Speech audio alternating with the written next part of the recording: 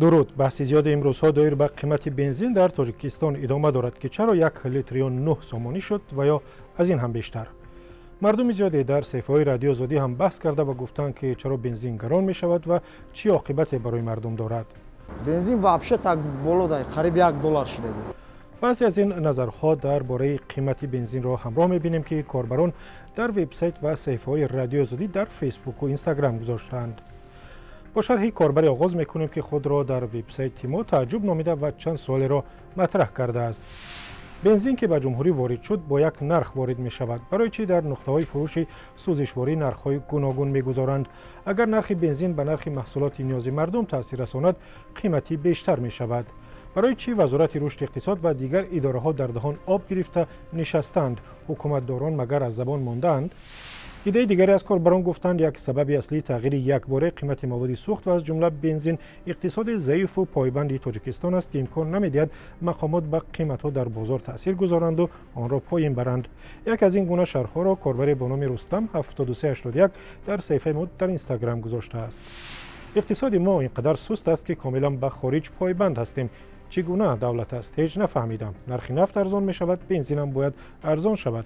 حکومت تاجیکستان تا آخر سال بنزین 10 سومانی می شود. گروه دیگری گفتند که از بس که در تاجیکستان رقابت کم است و شماره شرکت‌های گوناگون فروش مواد سوخت زیاد نیست، برای همین مونوپولیست‌ها هرگاه که خواستند قیمت را بالا میبرند یا پایین میآورند. شرح با این مضمون را از صفحه رادیو آزادی در اینستاگرام انتخاب کردیم که حکیم زاده فردوس گذاشته است. تا رقابت در همه گونه ساحه‌های اقتصادیات نباشد، این ساحه پیش نمی رود. از بس که در وطن ما ساحه‌های اقتصادیات مونوپولی است، نمی توانیم به خلق محصولات نیاز مردم را دسترس نماییم. این حال تا کی دوام می کرده باشد؟ بعضی از کاربران نوشتند قیمت مواد سوخت تنها در تاجیکستان بالا نرفته است و تمایل بالاروی نرخ‌ها در دیگر کشورهای جهان نیز ادامه دارد. از جمله کاربری که ظاهراً از آلمان است و خود را فرانکفورتی معرفی کرده است، در وبسایت ما چنین نوشته است: در ما هم در 2 هفته اخیر نرخ بنزین یک باره از 0.8 یورو به 1.2 یورو بالا رفت. مقامات تاجیکستان میگویند از بس که قزاقستان فروش مواد سوخت به تاجیکستان را کم کرد، قیمت‌ها بالا رفتند. ولی در این میان بیشتر از همه شرح‌ها درباره عاقبت‌های بالاروی قیمت بنزین در تاجیکستان است و اکثریت گفتند که بیشک بعد گرانتر شدن بنزین نرخ خوراکه و محصولات دیگر هم بالا می رود و پیش از همه به جیب مردم کم بی‌ضاعت ضربه می زند. شرحی کاربری را همراه می خوانیم که خود را در وبسایت رادیو آزادی حقیقت گوی معرفی کرده است.